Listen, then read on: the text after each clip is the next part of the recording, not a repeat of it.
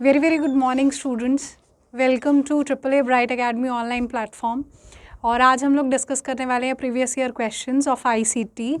और मैं आज डिस्कस करने वाली हूँ जेबीटी के क्वेश्चंस जो इस बार 2024 में क्वेश्चंस पूछे गए हैं जेबीटी में आईसीटी के। ओके, तो चलिए पहले क्वेश्चन की तरफ चलते हैं। This is your first question. ये क्वेश्चन आपका कंप्यूटर फंडामेंटल में से है और टॉपिक का नाम है इनपुट डिवाइस। ओके, चलिए क्वेश्चन देखिए। Question is which type of software can translate scan text that you can edit. देखिए, इसके लिए हमें ये पता होना चाहिए कि OCR होता क्या है। इसका आंसर तो OCR है, लेकिन OCR है क्या? तो OCR की full form is optical character reader, और ये एक इनपुट डिवाइस है। तो मान के चलिए कि आपके पास एक लोगो है, किसी भी कंपनी का लोगो है या किसी स्कूल का लोगो है, किसी कॉलेज का लोगो है। तो वो जो लोगो है उसमें पीछे एक फ़ोटो होगी और उसके साथ कुछ टेक्स्ट लिखा हुआ होगा, यानी कोई टैगलाइन होगी। सपोज़ किसी ऑफिस का अगर लोगो है तो उस पर एक टैगलाइन लिखी होगी। अब ये टैगलाइन जो है वो बहुत बारीक सी लिखी होती है, ठीक है। अब मुझे वो पढ़ना है, मुझसे पढ़ी नहीं जा रही वो, लेकिन मैं चाहती हूँ उसको पढ़ना। तो आप कैसे पढ़ पाओगे उसको? तो ये आपकी कोई स्कैन्ड इमेज है। इस स्कैन्ड इमेज में से मुझे OCR प्रोवाइड करेगा टेक्स्ट, ओनली टेक्स्ट। इस स्कैन्ड इमेज में टेक्स्ट के साथ साथ इमेज भी थी, लेकिन मुझे इमेज नहीं प्रोवाइड की जाएगी, ओनली टेक्स्ट प्रोवाइड किया जाएगा। अगर यहाँ पर ये टेक्स्ट ग्रीन कलर से लिखा हुआ है या ब्लू कलर से लिखा है, कोई भी कलर से लिखा हुआ है, लेकिन जब वो बाहर मुझे प्रोवाइड होगा टेक्स्ट, वो ओनली ब्लैक कलर से ही लिखा हुआ प्रोवाइड होगा। तो ये OCR का काम होता है कि किसी भी स्कैन्ड इमेज में से आपको टेक्स्ट प्रोवाइड करना। तो अगेन क्वेश्चन रीड आउट करेंगे हम लोग कि which type of software can translate scan text that you can edit. इसका एक और फंक्शन मैं आपको बताती हूँ। तो ये तो आपका क्वेश्चन का आंसर रहा, ठीक है।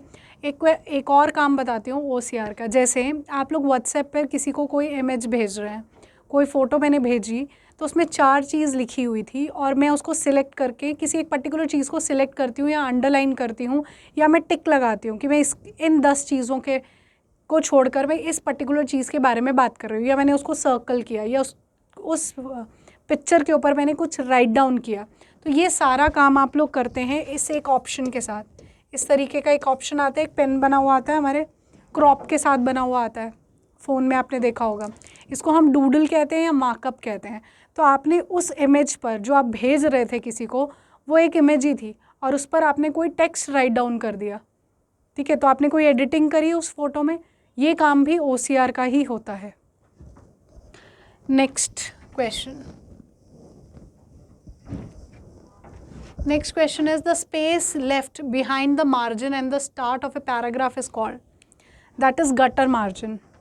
देखिए, ये क्वेश्चन काफ़ी रिपीटेड क्वेश्चन रहा है। अभी हम और प्रीवियस ईयर क्वेश्चंस भी डिस्कस करेंगे, तो आपको एक और पेपर दिखेगा जिसमें ये सेम क्वेश्चन डिस्कस हुआ है लेकिन डिफरेंट तरीके से। तो गटर मार्जिन इंपॉर्टेंट है। तो ये क्वेश्चन आपका वर्ड का है, MS वर्ड। MS वर्ड में मार्जिन्स हैं। मार्जिन कौन कौन सी है? Left, right, top, bottom. ये तो मार्जिन्स हमारे पास होती ही हैं, top, bottom, left and right. एक और मार्जिन होती है, दैट इज़ गटर मार्जिन। अब गटर मार्जिन होती क्या है? तो गटर मार्जिन होती है margin for binding, pasting and spiral. यानी वो मार्जिन जो बाइंडिंग, पेस्टिंग और स्पाइरल के लिए छोड़ी जाती है उसको हम गटर मार्जिन कहते हैं। ओके, इंडेंटेशन टर्म एक यहाँ पर यूज़ हुई है। इंडेंटेशन क्या होता है? तो इंडेंटेशन क्या होता है? यहाँ पर इस तरीके से ऊपर जैसे ही वर्ड आप ओपन करते हो तो ऊपर एक रूलर आता है, ये भी देखा होगा आप लोगों ने। रूलर के ऊपर कुछ इस तरीके से बना हुआ देखते हैं आप। अगर ऐसा बना हुआ दिख रहा है तो आपका टेक्स्ट यहाँ से शुरू हो रहा है और यहाँ पर ख़त्म हो रहा है। लेकिन अगर आप इसको यहाँ से यहाँ मूव कर देते हैं तो आपका टेक्स्ट यहाँ से शुरू होकर यहाँ तक चलेगा। अब इसे मैंने मूव करके यहाँ कर दिया तो टेक्स्ट यहाँ से शुरू होकर यहाँ तक चलेगा। दिस इज़ इंडेंटेशन, इसको हैंगिंग इंडेंट भी कहते हैं हम लोग। और नेक्स्ट है अलाइनमेंट। तो अलाइनमेंट कौन कौन सी होती है? Left alignment, right alignment, centre alignment and justify. तो ये 4 टाइप की अलाइनमेंट्स होती है। इसमें सेंटर अलाइनमेंट इंपॉर्टेंट रहती है, प्रीवियस ईयर क्वेश्चन में है सेंटर अलाइनमेंट की शॉर्टकट की क्या है, दैट इज़ Ctrl+C। ये भी डिस्कस हुआ है क्वेश्चन 2 बार, दो पेपर्स में आया है। चलिए नेक्स्ट क्वेश्चन देखिए। Which of the following is a program or hardware device that filters information coming through an internet connection in system? Okay, this is firewalls. Firewalls का क्या काम होता है? They prevent from unauthorized access.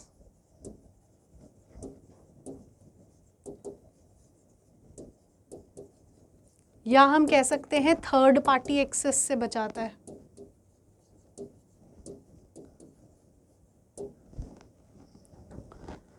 देखिए, आप मान के चलिए कि सपोज़ मेरे फ़ोन में मेरी मेल आईडी तो ओपन है, लेकिन मुझे कोई ज़रूरत पड़ गई और मैंने किसी और के पीसी में भी अपनी मेल आईडी ओपन कर ली, तो मेरे रजिस्टर्ड नंबर पर एक मैसेज आता है कि आपकी मेल आईडी इस टाइम पर किसी और पीसी में ओपन की गई है। अगर आप ही हो तो इट्स ओके, अगर नहीं हो तो रिपोर्ट करो, ऐसा कोई मैसेज आता है।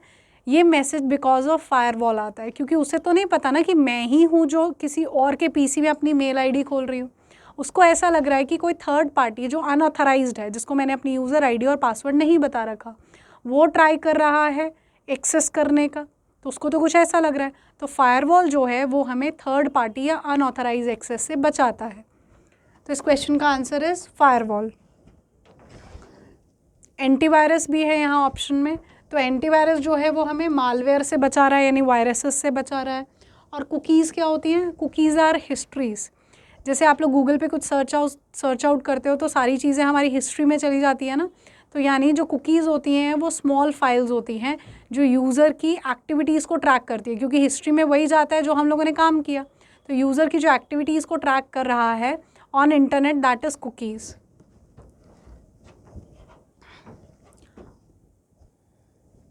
Next question. Which shortcut key is used to double underline the selected text? Underline की shortcut key is Ctrl+U, लेकिन double underline करना है तो shortcut key is Ctrl+Shift+D. Ctrl+Shift+D. Next. In Microsoft PowerPoint, 2 kinds of sound effects files that can be added to the presentation are. Very important question, exams में बड़ा repeated question है ये। कौन से ऑडियो इफ़ेक्ट्स हैं, साउंड इफ़ेक्ट्स हैं जो power point support करता है? और हमेशा मोस्टली आपको ऑप्शन में यही मिलेंगे option, .wav files and .mid files, यही मिलेगा आपको ऑप्शन में। .mp3 को भी पावर पॉइंट सपोर्ट करता है ऑडियो फाइल्स के लिए।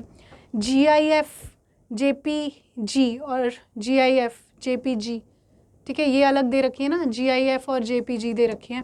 ये सब तो इमेज की फाइल एक्सटेंशन होती है ना, JPEG या JPG, BMP, .gif और TIFF, tagged image file format, ये सब इमेज की फाइल एक्सटेंशन है। एक फाइल एक्सटेंशन और होती है .rtf, अगर ध्यान हो आप लोगों को तो। RTF is rich text file, ये rich text file is WordPad की फाइल एक्सटेंशन, ओके। और sound effects files PowerPoint किसे सपोर्ट कर रहा है? .wav फाइल्स और .mid files. Next question, DAT protects data and password. This is authentication. Authentication का मतलब होता है verification of login ID and password.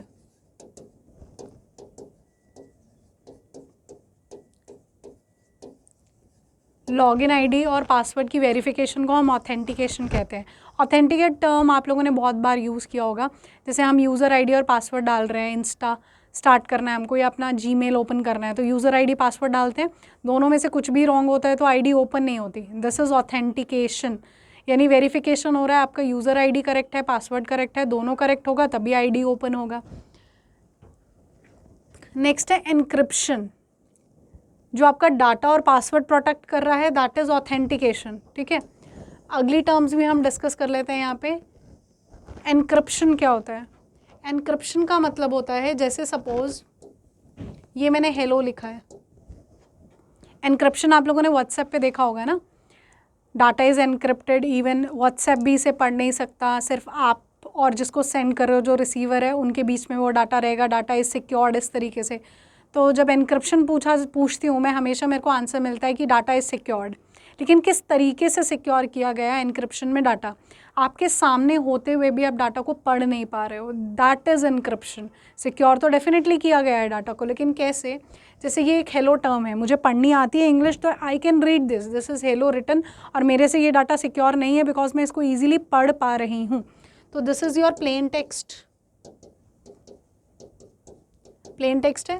अब किसी ने एच को डिनोट किया है @ से, ई को डिनोट किया है हैश से, एल को डिनोट किया है कॉपीराइट से, और ओ को डिनोट किया है एम्परसेंड से। ठीक है, तो अब कोई हेलो को इस तरीके से लिख रहा है @ हैश कॉपीराइट, कॉपीराइट और एंड, और मुझे इस डिनोशन के बारे में नॉलेज नहीं है कि कोई इन अल्फ़ाबेट्स को इस तरीके से डिनोट कर रहा है।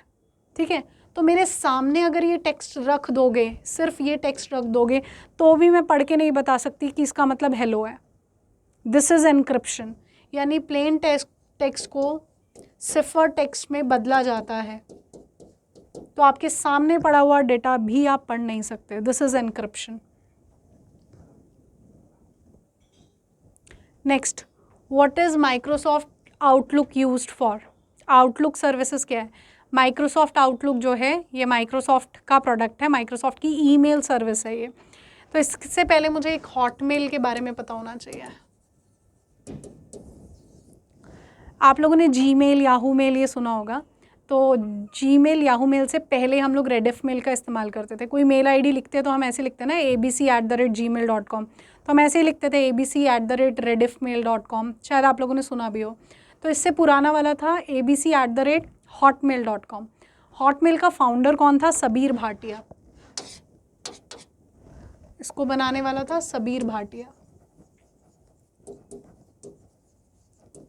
लेकिन ये कुछ ज़्यादा पॉपुलर क्यों हुआ? रेडिफ मेल तो नहीं हम इतना सुनते, लेकिन हॉटमेल ज़रूर सुनते हैं, क्योंकि माइक्रोसॉफ्ट ने हॉटमेल को परचेज़ कर लिया और आज ये जाना जाने लगा MS आउटलुक के नाम से, माइक्रोसॉफ्ट आउटलुक के नाम से। अब आउटलुक आपको एक फ़ीचर एक्स्ट्रा प्रोवाइड करता है। अगर सपोज़ मैं जीमेल का इस्तेमाल कर रही हूँ मेल को सेंड और रिसीव करने के लिए, और अगर मैं ऑफलाइन हूँ तो क्या मैं मेल को सेंड और रिसीव कर सकती हूँ? तो नहीं कर सकती। बीइंग ऑफलाइन में मेल को सेंड और रिसीव नहीं कर सकती। लेकिन बीइंग ऑफलाइन आप MS आउटलुक में मेल को सेंड और रिसीव कर सकते हो, लेकिन दोनों एंड पर MS आउटलुक ही होना चाहिए, तभी आप मेल को सेंड और रिसीव कर सकते हैं। और आज की डेट में हम बहुत ज़्यादा आउटलुक का इस्तेमाल कर रहे हैं प्राइवेट ऑर्गेनाइजेशन में टू सेंड और रिसीव ईमेल्स। तो ऑप्शन देख लेते हैं which one is correct. To keep track of office expenses, it is a part of the diary management system, no. Used to assist with company audits, no. The management of email and personal information, email service ही तो है MS Outlook, तो D option is the correct answer. Next question देखिए,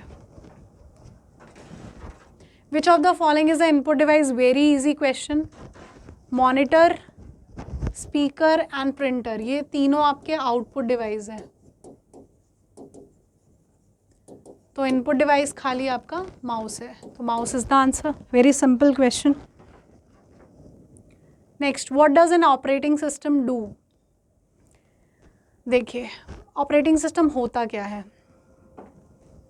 operating system का अगर मैं example की बात करूँ तो सिंपल वन एग्जाम्पल बात करती हूँ, तो दैट इज़ विंडोज़। माइक्रोसॉफ्ट की विंडोज़ हो गई 7, 8, 10, 11, ये मान के चलो। एक ही एग्जाम्पल मैंने बात किया है, दैट इज़ विंडोज़। ओके, वैसे Linux, Unix, Ubuntu, Android, iOS, macOS, these all are example of operating system. तो आप मान के चलो आपका PC है, आपके PC के अंदर कोई भी विंडो नहीं है। अगर उस PC के अंदर कोई विंडो नहीं है तो क्या आप उसके हार्डवेयर को इस्तेमाल में ला सकते हैं? तो नहीं ला सकते, वो एक डब्बे के जैसे ही रह जाएगा। तो अगर मेरे पीसी में कोई विंडो नहीं है तो मैं काम ही नहीं कर सकती। विंडो यानी ऑपरेटिंग सिस्टम, यानी यूज़र, यानी हमारे और कंप्यूटर के हार्डवेयर के बीच में एक चीज़ प्रेजेंट है, दोनों को आपस में कम्युनिकेट करवा रही है या इंटरफेस के जैसे काम कर रही है, दैट इज़ ऑपरेटिंग सिस्टम यानी विंडो। अगर पीसी में विंडो नहीं है तो आप किसी तरीके से हार्डवेयर को ऑपरेट नहीं कर सकते हैं। ओके, तो what does N operating system do? N interface that regulates hardware and software programmes, correct है। ये एक हार्डवेयर डिवाइस है तो नहीं है भाई, हार्डवेयर डिवाइस तो नहीं है operating system. A program that operates the hardware devices.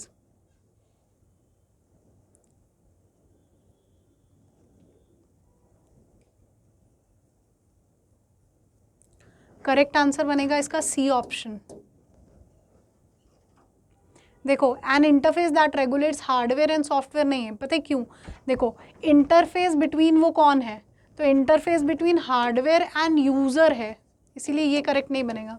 Hardware और यूज़र दोनों के बीच में इंटरफेस के जैसे काम कर रहा है, लेकिन सॉफ्टवेयर तो वो खुद ही है। Operating system is example of software, software के अंडर ही आता है ऑपरेटिंग सिस्टम। तो सॉफ्टवेयर और हार्डवेयर दोनों के बीच में इंटरफेस के जैसे काम नहीं कर रहा है। हार्डवेयर डिवाइस भी नहीं है क्योंकि ये सब तो सॉफ्टवेयर्स हैं। उसके बाद a program that operates the hardware devices, बिल्कुल ये एक प्रोग्राम है, ऑपरेटिंग सिस्टम एक प्रोग्राम है जो हार्डवेयर डिवाइसेस को ऑपरेट कर रहा है। तो correct answer is C option.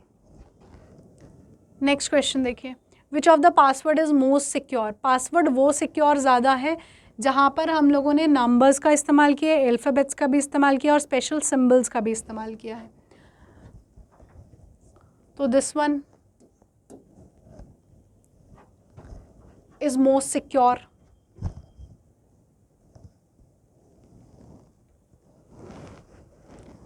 Next question देखिए, which one of the following is not an application software? इनमें से कौन सा एप्लीकेशन सॉफ्टवेयर नहीं है? तो एप्लीकेशन सॉफ्टवेयर कौन होता है? एप्लीकेशन सॉफ्टवेयर वो सॉफ्टवेयर होता है जो कुछ स्पेसिफिक काम परफॉर्म करता है, that is application software.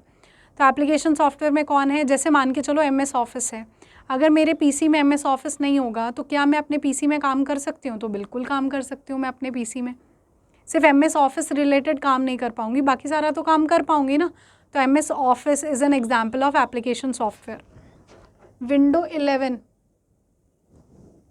Is a system software. अब सिस्टम सॉफ्टवेयर कौन होते हैं?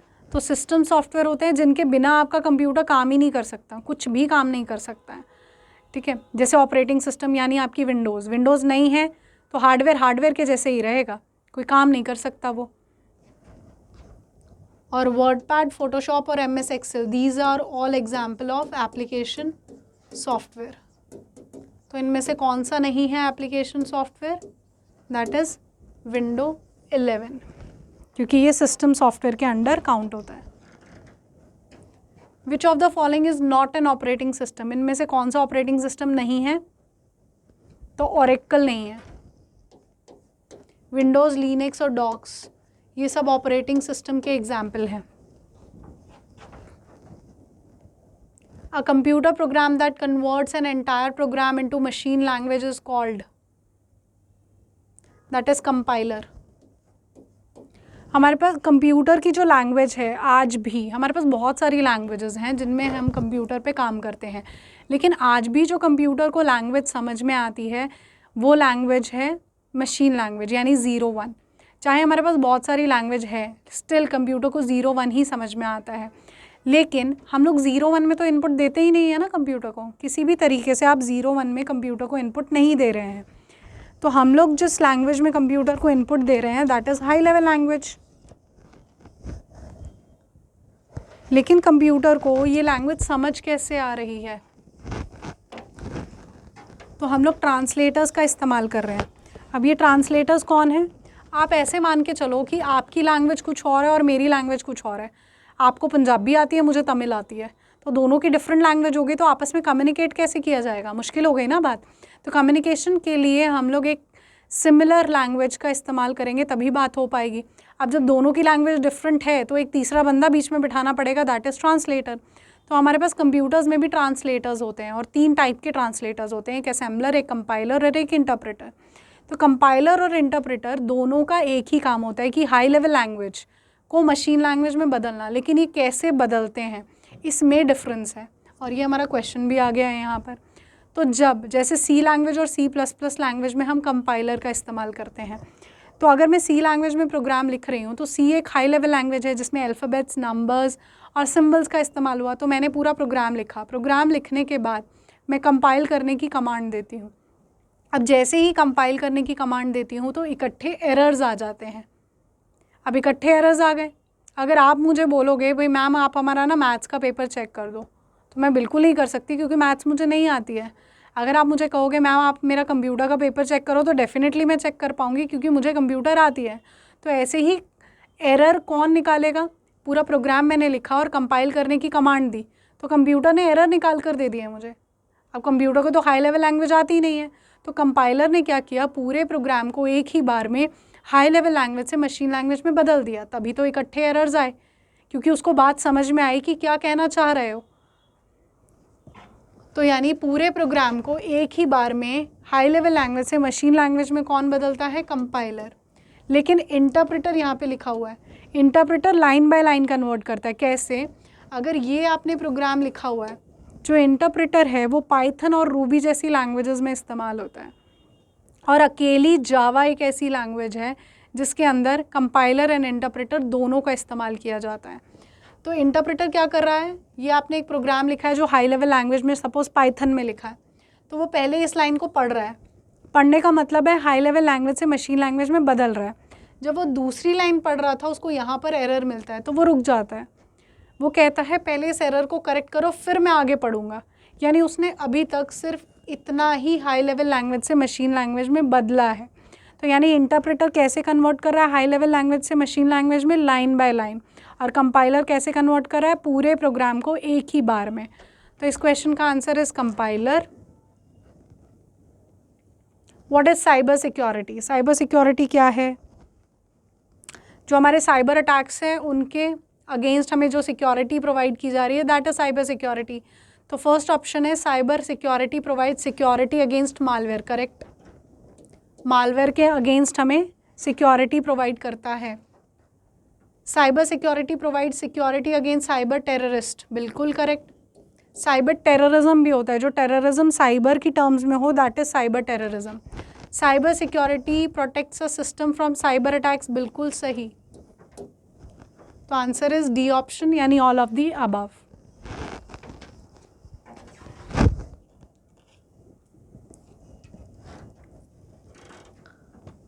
Next question, flow lines in a flow chart are use to connect. Flow lines किस लिए यूज होती है? To connect two terminals. अब फ्लो चार्ट्स क्या होते हैं? फ्लो चार्ट होते हैं किसी भी प्रोग्राम का ग्राफिकल या पिक्टोरियल रिप्रेजेंटेशन।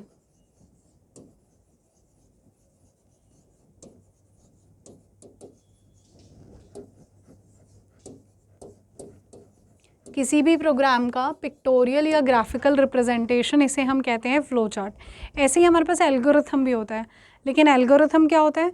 जब हम अपनी लैंग्वेज में स्टेप बाय स्टेप किसी प्रोग्राम को डिस्क्राइब करते हैं, दैट इज़ एल्गोरिथम। तो फ्लो चार्ट कैसा है? मैंने यहाँ पर प्रोग्राम को स्टार्ट किया, फिर मैंने कुछ इनिशलाइज़ किया, यानी ए की वैल्यू 10 दी, बी की वैल्यू 20 दी। इसके बाद मैंने कोई कंडीशन अप्लाई किया, उसके बाद मैंने प्रोग्राम को स्टॉप कर दिया। ये जो मैंने ग्राफिकली रिप्रेजेंट किया किसी एक प्रोग्राम को, this is flow chart. This is flow chart.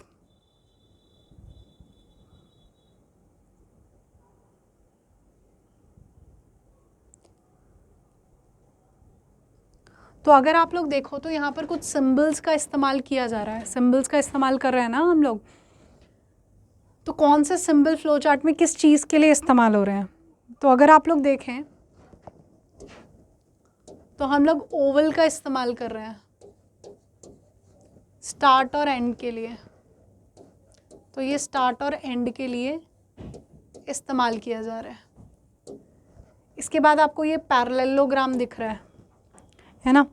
तो पैरेललोग्राम किस लिए इस्तेमाल हो रहा है? इनपुट और आउटपुट के लिए पैरेललोग्राम इस्तेमाल हो रहा है, इनपुट और आउटपुट के लिए। यहाँ पे आपने इनपुट ही तो प्रोवाइड की, ए की वैल्यू 10 है, बी की वैल्यू 20 है, तो parallelogram is used for input and output. इसके बाद यहाँ पर हम रेक्टेंगल का भी यूज़ करते हैं, और रेक्टेंगल किस लिए यूज़ होता है? प्रोसेस के लिए, प्रोसेस के लिए। इसके बाद ये डायमंड यूज़ हुआ, ये किस लिए यूज़ हुआ? कंडीशन के लिए। डायमंड का यूज़ हुआ कंडीशन के लिए, ठीक है। ये आपके टर्मिनल्स हैं, इससे इसको जोड़ा जा रहा है, इससे इसको जोड़ा जा रहा है, और इससे इसको जोड़ा जा रहा है। लेकिन किससे जोड़ा जा रहा है? इन एरो से, इन लाइन से। These are flow lines. तो फ्लो लाइंस किसे जोड़ रही हैं? टर्मिनल्स को, और वो टर्मिनल्स कुछ भी हो सकते हैं। तो flow lines in a flow chart are used to connect two terminals.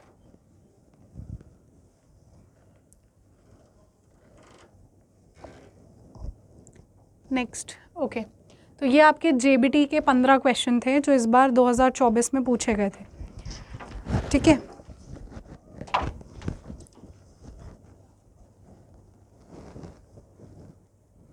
अब हम लोग डिस्कस करेंगे सीनियर असिस्टेंट का पेपर हुआ था 2024 में ही, उसके कुछ क्वेश्चंस हम लोग डिस्कस करेंगे।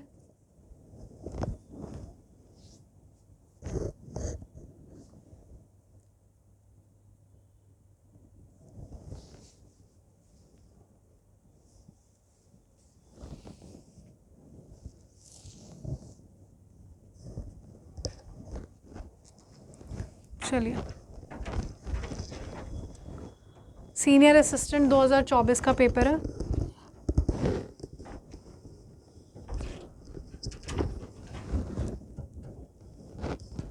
चलिए, पहला क्वेश्चन देखिए, which of the following is an example of system software. अभी हम लोग सिस्टम सॉफ्टवेयर के बारे में डिस्कस कर रहे थे। तो सिस्टम सॉफ्टवेयर का कौन एग्जाम्पल हुआ? Windows operating system. क्या लैंग्वेज ट्रांसलेटर सिस्टम सॉफ्टवेयर में आएंगे? तो बिल्कुल आएंगे, क्योंकि अगर लैंग्वेज ट्रांसलेटर नहीं है, क्योंकि कंप्यूटर की लैंग्वेज, हमारी लैंग्वेज बोथ आर डिफरेंट, तो अगर लैंग्वेज ट्रांसलेटर नहीं है तो हम कंप्यूटर के साथ बात कैसे करेंगे? कर ही नहीं सकते। तो उसके लिए भी हमें सिस्टम सॉफ्टवेयर की ज़रूरत है। और बाकी सब are example of application software.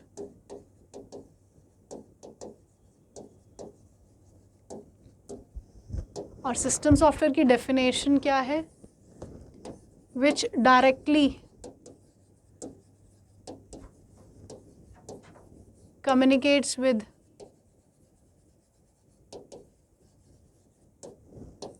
computer hardware।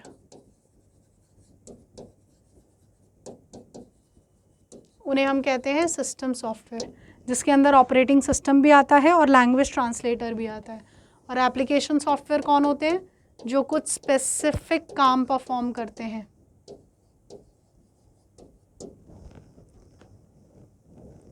Next question देखिए, what does the term open source means. ठीक है, देखिए मैं ओपन सोर्स सॉफ्टवेयर के बारे में या ओपन सोर्स टर्म के बारे में बताती हूँ। ओपन सोर्स ऑपरेटिंग सिस्टम हमारा लिनक्स है और एंड्रॉयड है, और एक हमारे पास आता है क्लोज सोर्स सॉफ्टवेयर।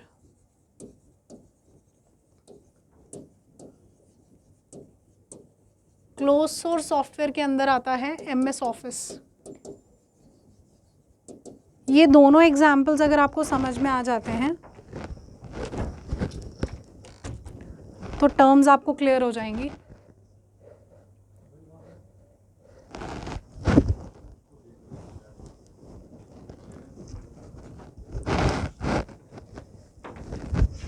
देखिए, ओपन सोर्स ऑपरेटिंग सिस्टम में लिनक्स और एंड्रॉयड है, ठीक है। अब एंड्रॉयड मान के चलते हैं, तो एंड्रॉयड जो है उसका नया अपडेशन आता है कि नया वर्जन आता है? ज़रा मुझे ये बताइए, सोचिए ज़रा इस बारे में कि जो एंड्रॉयड है क्या उसका नया वर्जन आता है, नया अपडेशन आता है? चलो इसे भी छोड़ो, एंड्रॉयड को भी छोड़ो, अब हम बात करते हैं व्हाट्सएप की, ठीक है। व्हाट्सएप का नया वर्जन आता है कि नया अपडेशन आता है, ये ज़रा बताओ। व्हाट्सएप का नया अपडेशन आता है कि नया वर्जन आता है? तो भाई व्हाट्सएप का अपडेशन आता है और हम उसे अपडेट कर लेते हैं, नया वर्जन नहीं आता है, अपडेशन आता है। ओके, अब आओ MS ऑफिस पर। MS ऑफिस का नया वर्जन आता है कि नया अपडेशन आता है? मेरे PC में सपोज़ MS ऑफिस 2010 इंस्टॉल है, तो मैं उसको अपडेट करने वाली हूँ या नया वर्जन इंस्टॉल करने वाली हूँ? तो भाई मैं नया वर्जन इंस्टॉल करने वाली हूँ, ठीक है। और जो क्लोज सोर्स यानी MS ऑफिस है वो हमें फ्री ऑफ कॉस्ट नहीं मिलता, वो पेड मिलता है हम लोगों को। लेकिन व्हाट्सएप जो है, जो ओपन सोर्स में था, वो हमें फ्री ऑफ कॉस्ट मिलता है, ठीक है। तो ओपन सोर्स ऑपरेटिंग सिस्टम वो ऑपरेटिंग सिस्टम है, या ओपन सोर्स टर्म वो है जो हमें फ्री ऑफ कॉस्ट मिल रहा है, जो एडिट की जा सकती है, जो मॉडिफाई किया जा सकता है, ठीक है, उसे हम कहते हैं ओपन सोर्स। क्लोज सोर्स वो है जो हमें फ्री ऑफ कॉस्ट नहीं मिल रहा और जिसको हम मॉडिफाई नहीं कर सकते, जो एडिटेबल नहीं है। अब आ जाओ क्वेश्चन पे। क्वेश्चन क्या है? What does the term open source software mean? Software that is free of charge, software with publicly available source code, software developed by a single company, software single company ने नहीं बनाया। Software that is free of charges, correct, जो हमें free में मिला है वो open source है। Next question, what is the purpose of IP address in computer networking? तो IP क्या होता है? IP is internet protocol.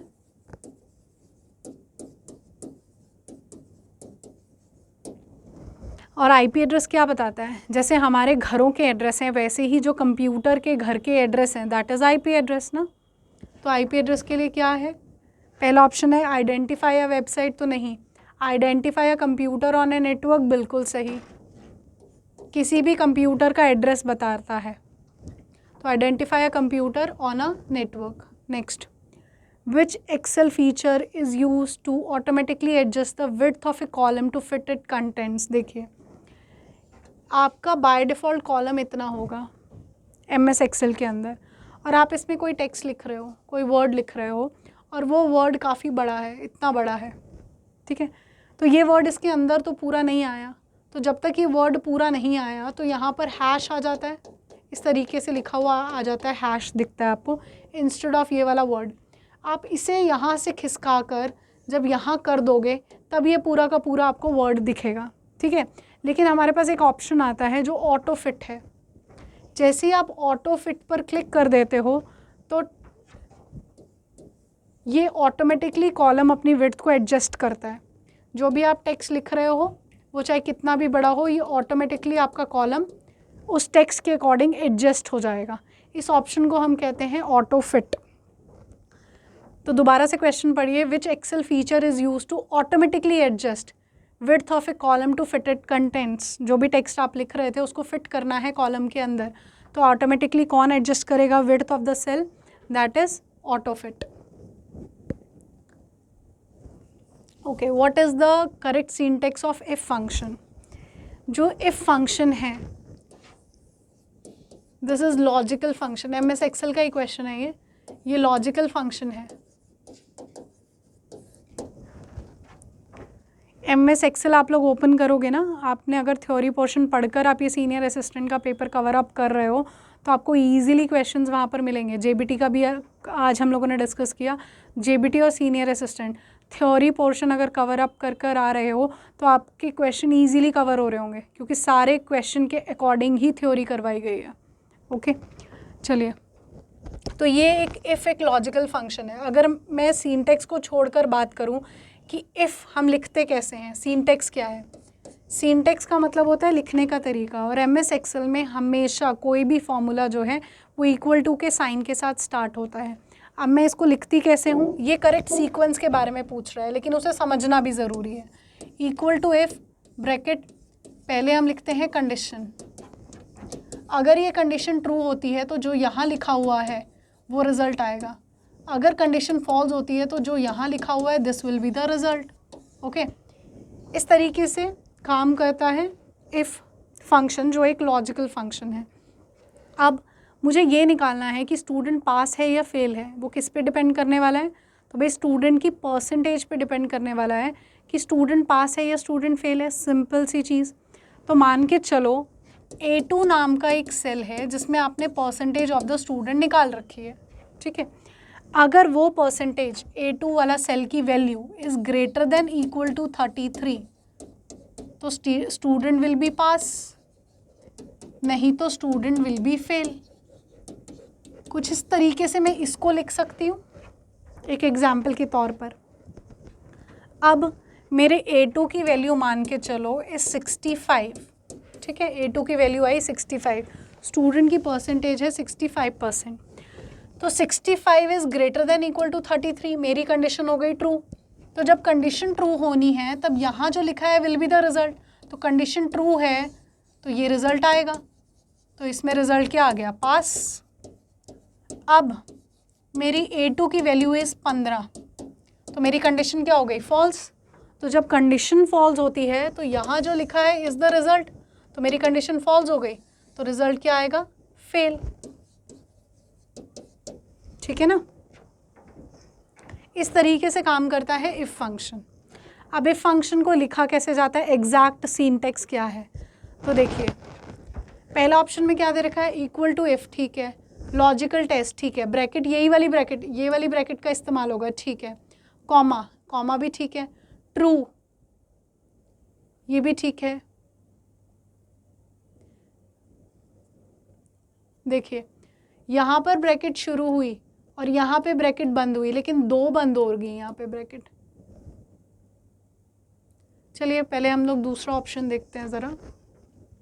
Equal to if logical test comma value if true, okay.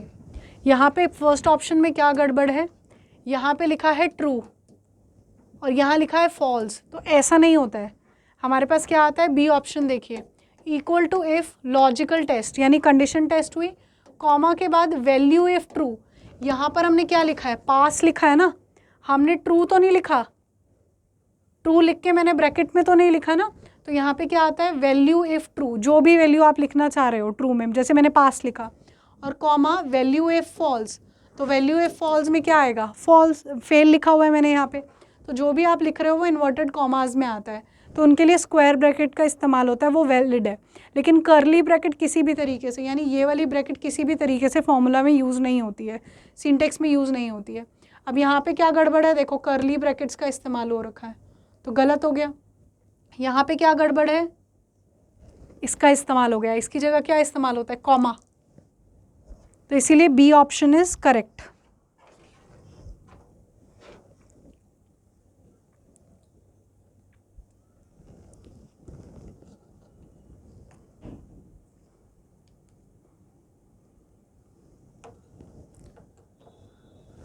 Next question देखते हैं।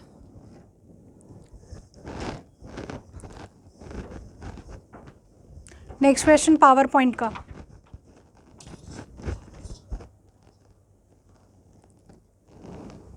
ये question भी आप लोगों को पावर पॉइंट टॉपिक में मिलेगा, टाइप्स ऑफ व्यूज़ में, ठीक है। क्वेश्चन क्या है? What is the purpose of slide master in power point? Types of views power point में वैसे भी काफ़ी इंपॉर्टेंट है, चंडीगढ़ ASI में भी था क्वेश्चन, वो भी डिस्कस करेंगे हम लोग। टाइप्स ऑफ व्यूज़, कौन कौन से व्यूज़ होते हैं पावर पॉइंट के अंदर? पहला एक आता है आउटलाइन व्यू, थोड़ा सा डिस्कस कर रही हूँ। आउटलाइन व्यू में क्या आता है? इसमें सिर्फ टेक्स्ट आएगा, कोई इमेज नहीं आएगी, कोई ग्राफिक नहीं आएगा, लेकिन बुलेट्स एंड नंबरिंग्स आएंगे।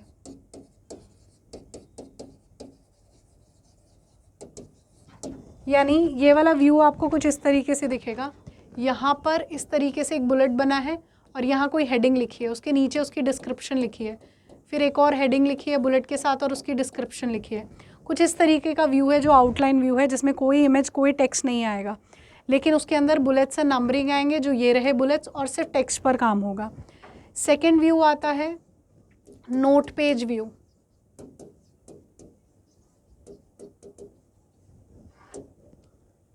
अब ये नोट पेज व्यू कैसे दिखता है? ये आपकी स्लाइड है और इसके नीचे इस तरीके से एक और बॉक्स बना है।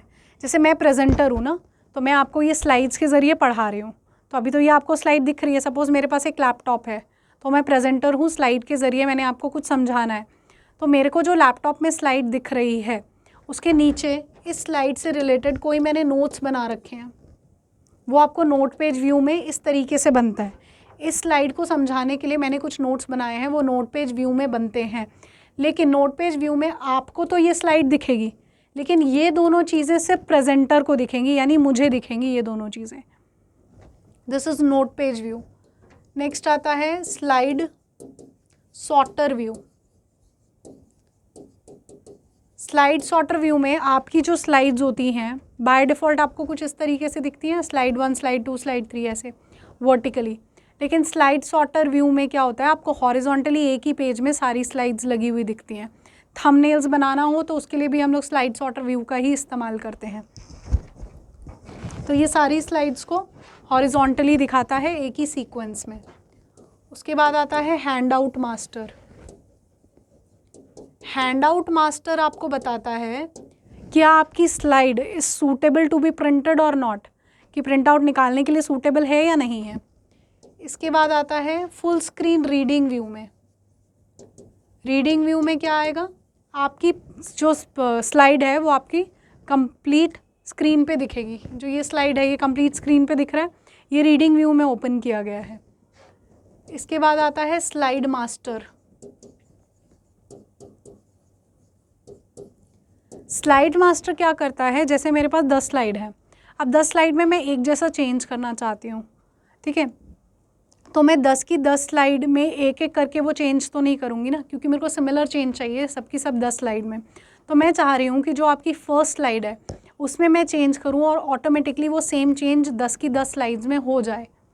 तो ये किससे होने वाला है, ये स्लाइड मास्टर से होने वाला है।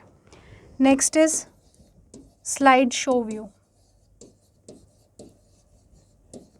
स्लाइड शो व्यू में स्लाइड शो दिखता है। अब आ जाओ क्वेश्चन की तरफ। क्वेश्चन क्या कह रहा है, what is the purpose of slide master in the power point. Slide master अभी हमने पढ़ा जब हमको यूनिवर्सल यानी एक जैसा चेंज करना हो सभी स्लाइड्स में तब।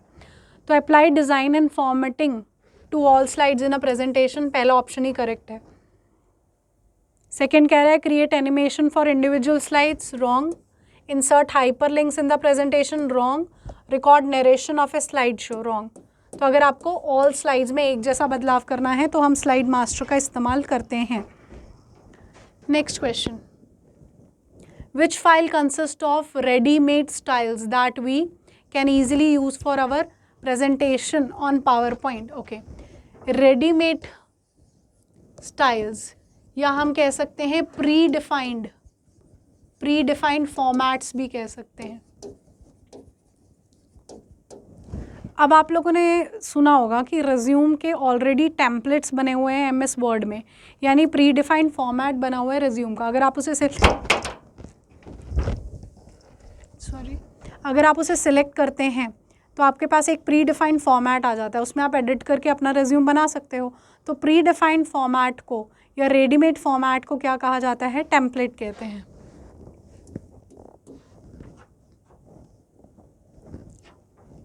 Next question, which protocol is commonly used for secure communication. Secure communication के लिए कौन सा प्रोटोकॉल इस्तेमाल होता है, that is HTTPS। Full form is hypertext transfer protocol secure, या हम कह सकते हैं सिक्योर्ड। और SMTP की फुल फॉर्म क्या होती है, simple mail transfer protocol. FTP is file transfer protocol.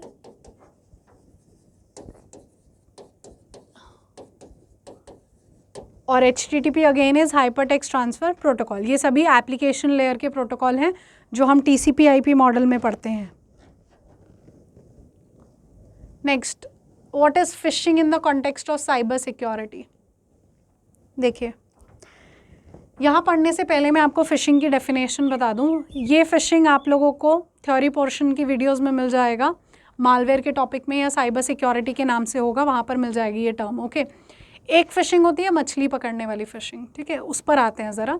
तो मछली पकड़ने वाली फ़िशिंग जो है उसमें हम क्या कर रहे हैं, कांटे में हमने चारा लगाया और फिर हमने मछली पकड़ा, तो मछली को भी तो हमने धोखा दिया ना एक तरीके से।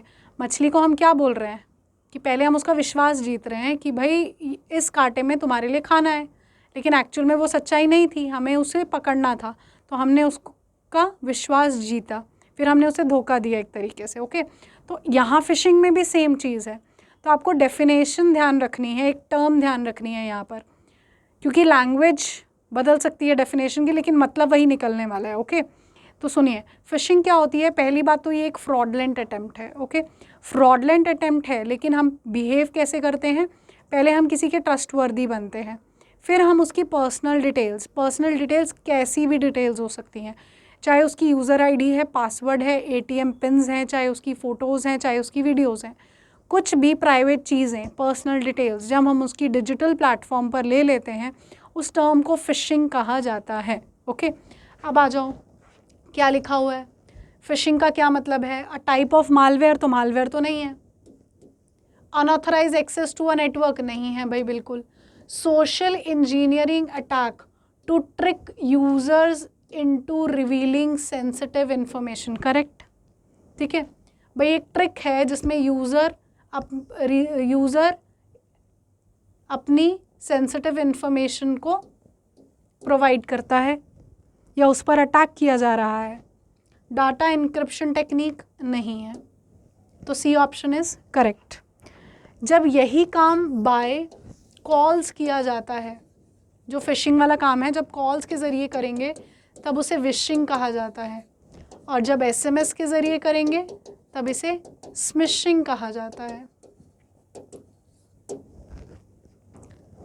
नेक्स्ट क्वेश्चन देखिए। ओके, तो ये आपके कुछ क्वेश्चंस थे। तो यहाँ पे हम लोगों ने सीनियर असिस्टेंट और जेबीटी ये दोनों के पेपर्स डिस्कस किए हैं, और ये दोनों पेपर्स के जितने भी क्वेश्चंस थे आप लोगों को थ्योरी पोर्शन में आराम से मिलेंगे, ठीक है। तो मैं बार बार यही कह रही हूँ कि आप लोग पहले थ्योरी पोर्शन वाली वीडियोस कंप्लीट करेंगे, उसके बाद आप लोग प्रीवियस ईयर पर आएंगे, नहीं तो समझने में मुश्किल होगा। अगर वो वीडियोस देखकर आ रहे हो तो ईजिली क्वेश्चंस कवर होंगे। ओके, तो आज के लिए thank you so much. I hope आप लोग के क्वेश्चंस कवर हो रहे होंगे। Thank you.